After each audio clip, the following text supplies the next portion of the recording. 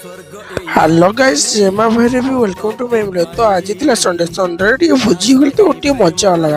तो ये आम सब बस प्लां करूँ भोजी करने तो आम रकी बेटा कहला भोजी कर लगी। तो आम छज बाहरी पड़े सब भोजी करने सामान सामान धरिकी। तो आम चारि चारि पड़ू जे भोजी करवा लगी। आम यहाँ ट्रेन रास्ता भोजी करूँ। तो सेटा आम जाऊँ चारि चारि जगह आम यहाँ भोजी कर तो पहुँची जाइए से जगह को।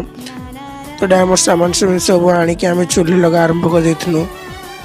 तो ना प्राय भोजी करते समस्ते तो से आम भोजी करूँ। तो आम प्याज कटा सब आरंभ हो जाता। प्याज काटिक आम कुकड़ा भी काटा लगे आरंभ हो जाता। तो आम कुकड़ा भी काटी गोटा सारी थे।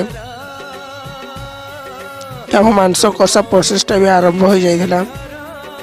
तो मत निआ लगेगा दायित्व देते मुझे निआ लगाऊली और भिड भी दुईटा करी। तो आम कषा आरंभ कर देलु। तो आम चिकेन कषा आरंभ होता। आम झोल कर देलु। झोल कर सारिक आम सब खावाई बसी पड़ू। तो आम चिकेन बढ़ा होता भाग करके।